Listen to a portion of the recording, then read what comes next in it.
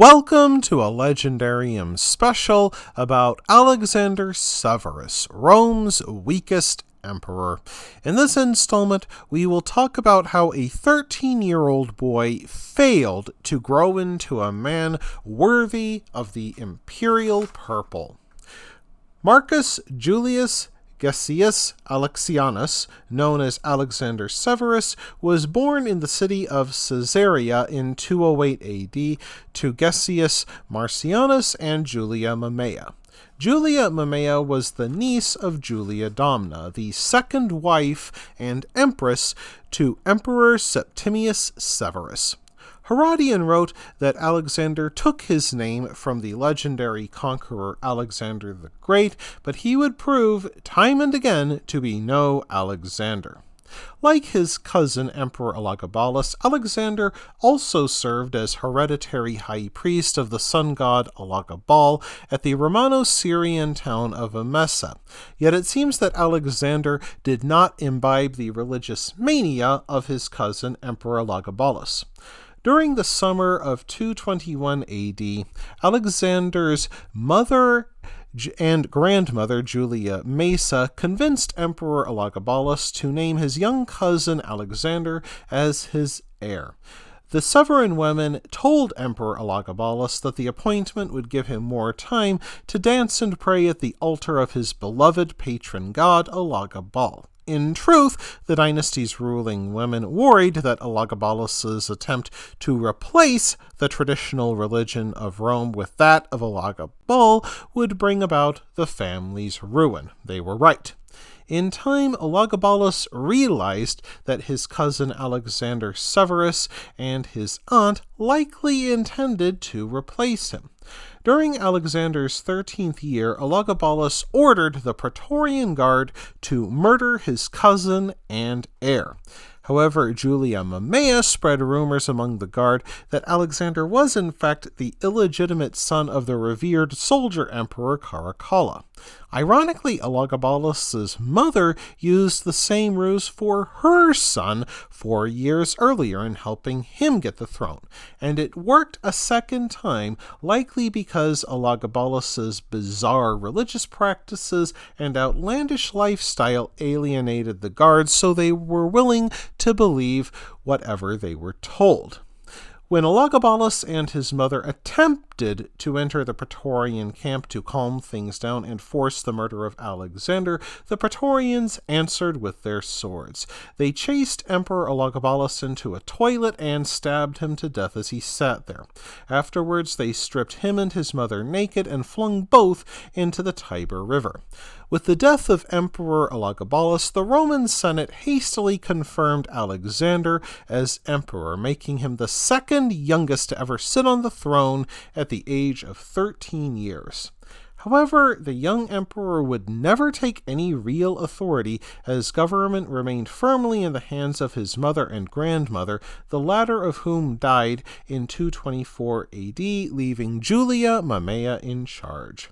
To ease the transition and erase the hated memory of Elagabalus, Julia Mamaea abolished the cult of Elagabal and restored the old gods, much to the relief of Romans.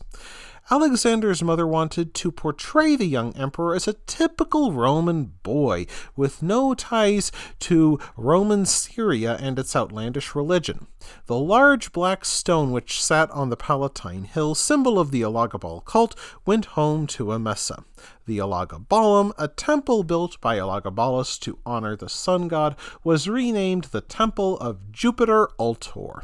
Lastly, Julia Mamaea got rid of Elagabalus's flunkies and placed tradition-minded Roman aristocrats in charge of the government, to the relief of the ruling class.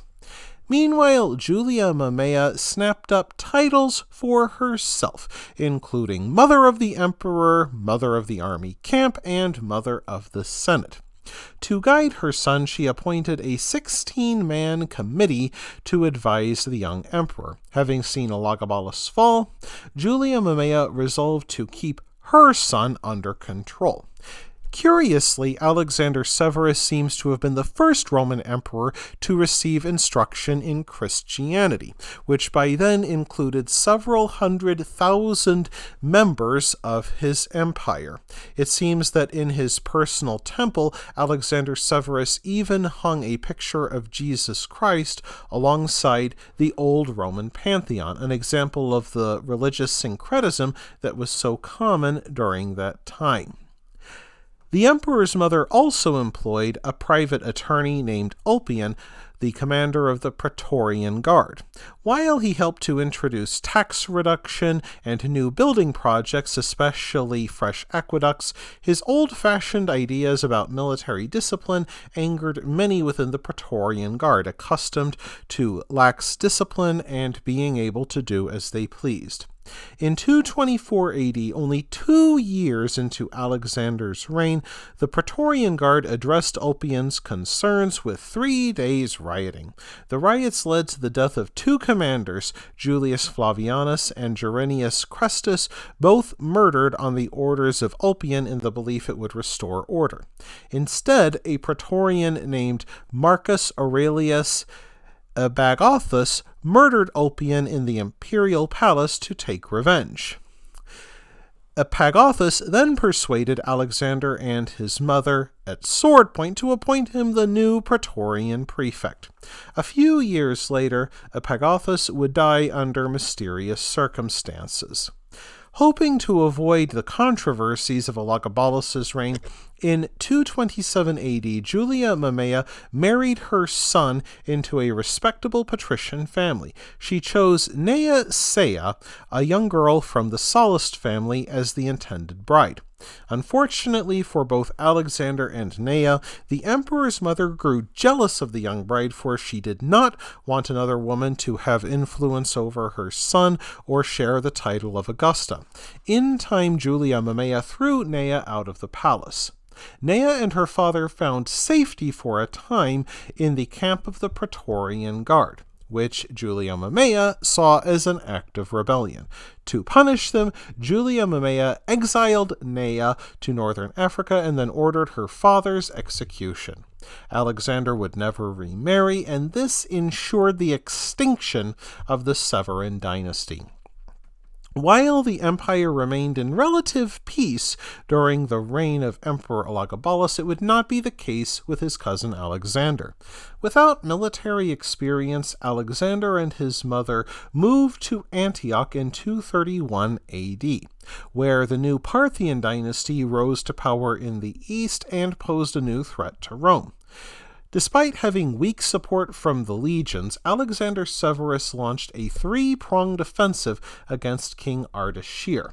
One army pushed into northern Iran, a second moved down the Euphrates River to the Persian Gulf, and the last marched towards the Parthian capital of Ctesiphon. Unfortunately, the extreme caution of Alexander and the lack of coordination between the 3 armies caused heavy losses to no real purpose.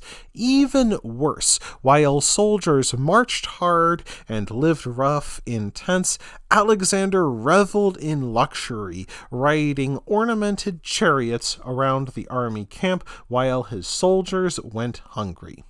Alexander returned to Rome in 233 AD with army morale crushed and himself labeled a coward. Alexander only further infuriated his army by declaring victory and bestowing the title of imperator upon himself, by simple virtue of the fact that the Parthians failed to advance into Rome. In this uncertain situation, Alexander and his mother decided to cross the Rhine and battle the Germans who began attacking and looting Roman forts in eastern Gaul. Once more, Alexander entered the fight without a plan beyond paying off the German chieftains. Combined with Julia's cuts to army pay, the legions began looking for a new emperor, and they found a low-born, rough-and-ready Thracian named Maximinus Thrax. In the spring of 235 AD, Maximinus Thrax awarded himself the imperial purple and moved into Alexander's camp as his soldiers sang victory songs. When Alexander saw Maximinus's soldiers, he became panic-stricken and utterly dumbfounded. He rushed out of the lavish imperial tent, weeping and raving against Maximinus for being ungrateful. That did not help him, as the rebels descended upon his tent, calling Alexander the weak child of a greedy mother. Alexander died while clutching his mother's skirts, blaming her for his misfortunes. Both of them would be stripped naked, beheaded, and then dragged behind horses. While Julia Mamaea had some good ideas about reforming imperial finances by bringing spending under control, her son's lack of strength doomed the enterprise, and as Bruce Lee noted, without strength all other virtues fade away. That wraps things up for this episode of the Legendarium. I hope you enjoyed it. If you did, press like. If you want to see more, press subscribe. And if you've got anything to say, let me know in the comments section. Thanks again for joining me, and I hope that you have a great rest of the day.